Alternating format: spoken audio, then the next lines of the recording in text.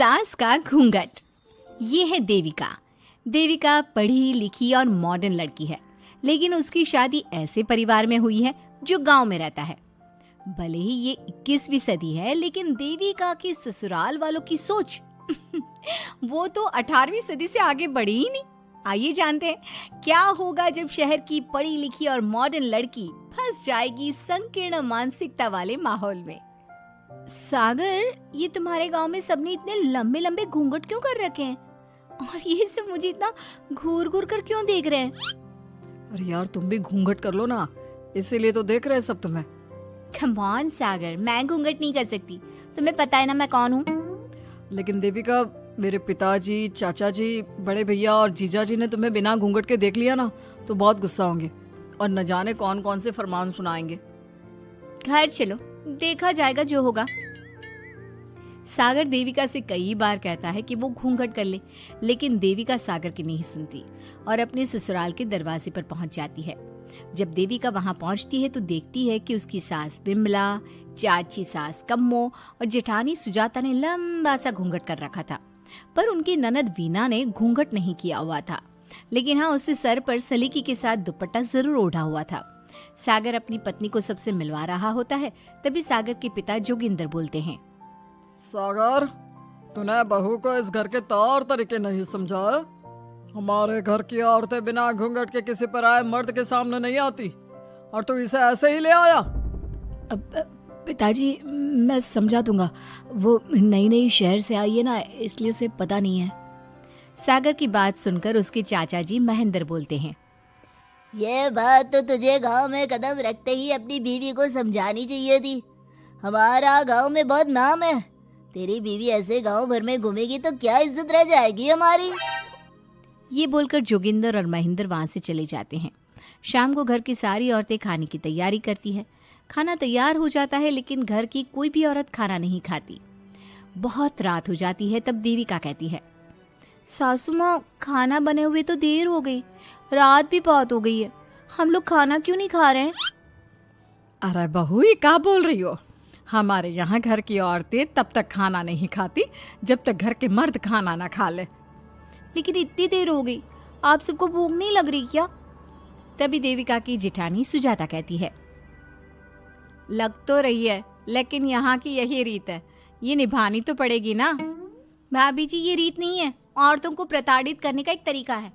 अगर इस घर के आदमी पूरी रात नहीं आए तो पूरी रात खाना नहीं खाओगी क्या?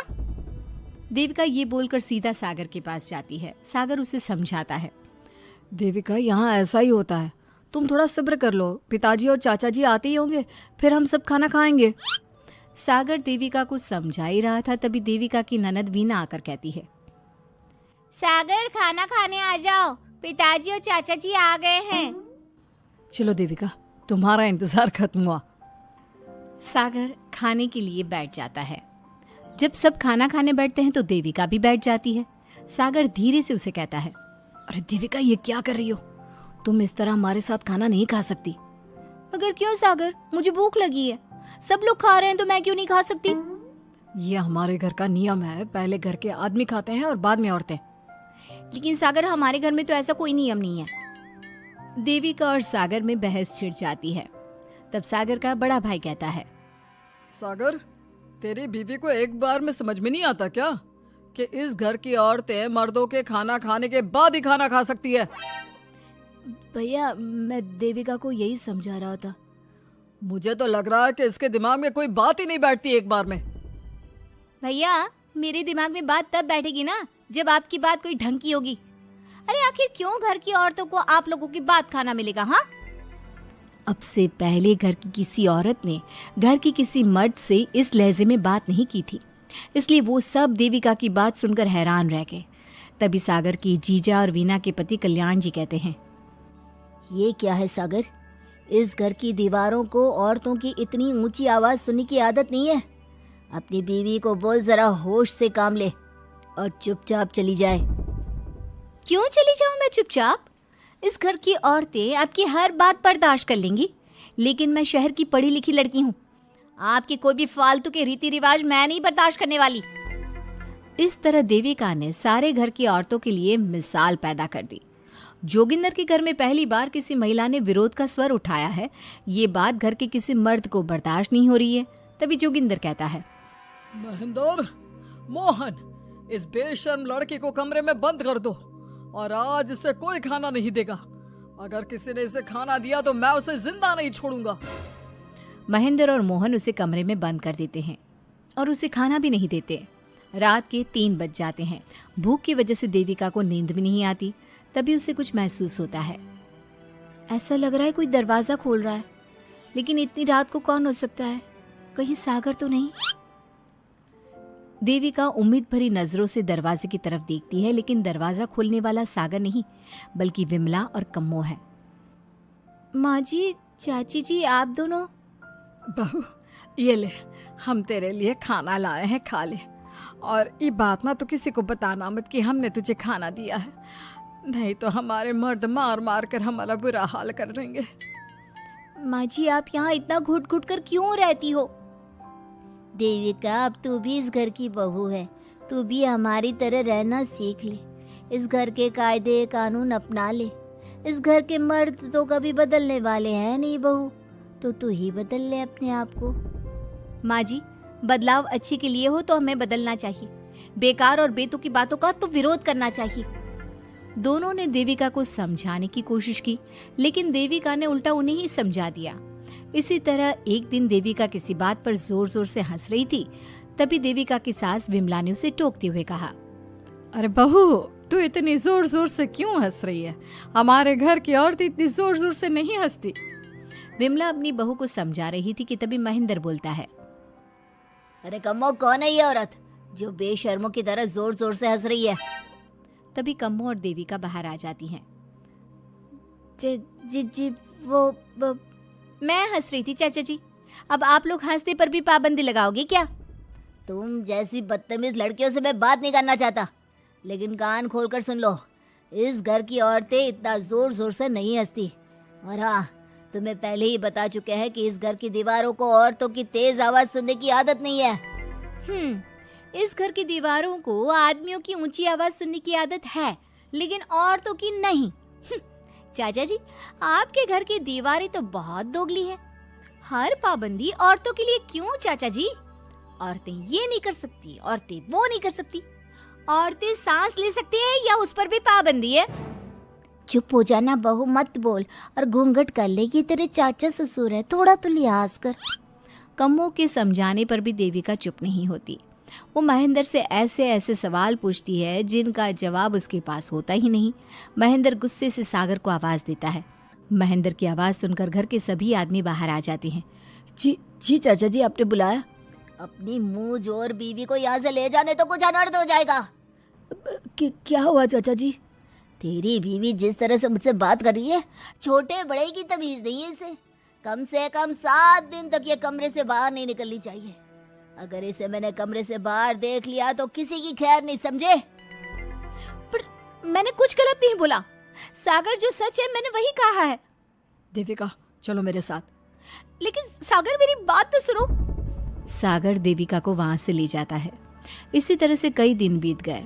अब देविका अपने ससुराल में हर गलत बात का विरोध करने लगी, लेकिन जितना ज्यादा वो विरोध करती, उसके ससुराल वाले उस पर उतना ही ज्यादा अत्याचार करते। अब देखना यह है कि देविका अपने ससुराल वालों के अत्याचार को यूं ही सहती रहेगी। क्या उसके ससुराल में घूंघट में औरतों का दम इसी तरह घुटता रहेगा? अगर आप इन सवालों के जवाब जानना चाहते हैं ना, तो हमें कमेंट करके ज़रूर बताइएगा। और हमारी स्टोरी को लाइक, शेयर और चैनल को सब्सक्राइब करना ना भूलें। सास का दहेज। स्नेहा के बेटे की शादी शिल्पी से होती है। शिल्पी दहेज में हर सामान लेकर आती है जो पहले से ही स्नेहा के घर होता है। ये सामान स्नेहा के पापा ने उसे दिया था। अरे शिल्पी, मेरा टीवी क्यों हटाया? क्यों हटाया मतलब? अरे बड़ा और अपडेटेड टीवी है ये। स्नेहा को गुस्सा आता है और वो शिल्पी के बड़े टीवी के बगल में अपने पुराने जमाने का टीवी भी रख देती है। बड़ी आई अपडेटेड वाला। अरे बहुत सारी तेरी जैसी बहुओं को जानती हूँ मैं, जो घर से लाए सामान का रौब दिखाती है। ये ना समझ के हम भिखारी हैं। देख ले, हमारे पास भी टीवी है। ओहो, जो करना है वो करो। कोई मेहमान आएगा तो हंसेगा कि एक ही जगह दो दो टीवी। हंसने दे, दुनिया भी तो देखे कि सिर्फ तू नहीं मैं भी दहेज लेकर आई थी। अब यही हाल हर सामान का हो जाता है। ड्राइंग रूम में एक साथ दो तरह के सोफे रखे होते हैं, एक नया आलीशान तो एक पुराना लकड़ी का। शिल्पी स्नेहा की इस आदत से काफी दुखी हो जाती है। एक टीवी पर रामायण चलती है तो बगल की टीवी में फिल्मी गाने, किसी को किसी की आवाज भी सुनाई ना पड़े वैसे। घर के दूसरे सदस्य भी सास बहू की इस आदत से परेशान हो जाते हैं। एक दिन स्नेहा की बहन उसके घर आती है और घर का नजारा देखकर हैरान हो जाती है। कहीं पुरानी फ्रिज के बगल में, कहीं नई फ्रिज तो कूलर के ठीक ऊपर एसी। अरे स्नेहा, ये तूने घर की क्या हालत बना रखी है? बहू रानी, तू तो नए जमाने की लड़की है, फिर घर को कबाड़ी बाजार सा कैसे सजा रखा है? नया फैशन है क्या? देखिए ना मौसी, माँ जी अपना पुराना सामान निकालना ही नहीं चाहती। वो सोचती है कि उनका ही सामान घर में रहेगा। अरे बहन, तू इस मामले में ना बोल तो ही अच्छा है। मैंने बहुत सी बहुओं को देखा है अपने लाए सामान पर सास को धौंस दिखाते, और मैं भला किसी की धौंस को क्यों सहन करूं? मेरे पास तो सारा सामान है, और वैसे भी क्या कहते हैं, ओल्ड इज गोल्ड। अब क्या था, शिल्पी ये सुनते ही भड़कती है और जोर जोर से चिल्लाने लगती है। वाह माँ जी वाह, जरा अपना सोफा तो देखिए, ऐसा लग रहा है खुदाई से निकला है लकड़ी का। और मेरा सोफा देखिए कैसे लेदर की चमक और गुदगुदा सा है। अरे आपका तो पुराना धुराना सा है। शिल्पी देख, मेरे पिताजी ने जो दिया है वो उनकी निशानी है, उसके बारे में मत बोल। तू तेरा सामान ले जाकर अपने कमरे में रख ले। क्यों? मैं अपना सामान क्यों कमरे में रखूं? और जो मेरे ससुराल आए वो यही कहे, ओ कितना ओल्ड फैशन घर है। दोनों की बहसा बहसी में मौसी सर पकड़ लेती है। तुम दोनों जब देखो तब लड़ती रहती हो। मैं तो चली किचन में बादाम का शरबत बनाने। सुन, बादाम का सिलबट्टा जो मेरी माँ ने दिया था उसमें पीस लेना। तो शिल्पी बोल पड़ती है, मौसी कसम है आपको, आप मेरे पापा की दी मिक्सी में ही बादाम पीसिएगा। खैर, मौसी तो जाती है किचन में, लेकिन ड्राइंग रूम में सास बहू की बहसा बहसी जारी रहती है। तभी शिल्पी को गुस्सा आ जाता है और वो अपने पापा के दिए सोफे पर जाकर जोर से बैठती है, लेकिन तभी सोफा जोर से आवाज कर टूट जाता है। हे भगवान, ये क्या हुआ? ये सोफा कैसे टूट गया? बेटा, अब समझ में आया ओल्ड इज गोल्ड क्यों कहा जाता है। टूट गया ना तेरा सोफा। तभी किचन से जोर से आवाज आती है और मौसी काली पीली होकर किचन से बाहर निकलती हैं। शिल्पी, तुम्हारी कसम के चक्कर में मैंने बादाम के लिए मिक्सी का उपयोग किया था, लेकिन जैसे ही प्लग ऑन किया, अरे मेरा ये हाल हो गया। और भरोसा करो आजकल की चीजों पर। मैंने तो कहा था तुझसे, माँ की सिलबट्टे पर बादाम को पीसती तो तेरा ये हाल ना होता और स्वाद का स्वाद बरकरार रहता।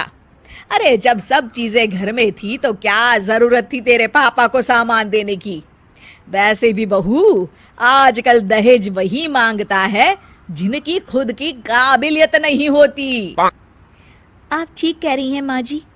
मेरे लिए ये सौभाग्य की बात थी कि आप लोगों ने पापा से कोई डिमांड नहीं की थी, लेकिन मैं आपको समझ ही नहीं पाई। मुझे माफ करिए। अब इस घर में नई चीज तभी आएगी जब पुरानी खराब हो जाए। उम्मीद है कि आपको हमारी ये कहानी पसंद आई होगी। कृपया हमारे चैनल को सब्सक्राइब करें और सभी अपडेट्स के लिए बेल आइकन जरूर क्लिक करें। और हाँ, वीडियो लाइक और शेयर करना मत भूलिएगा। Bye bye.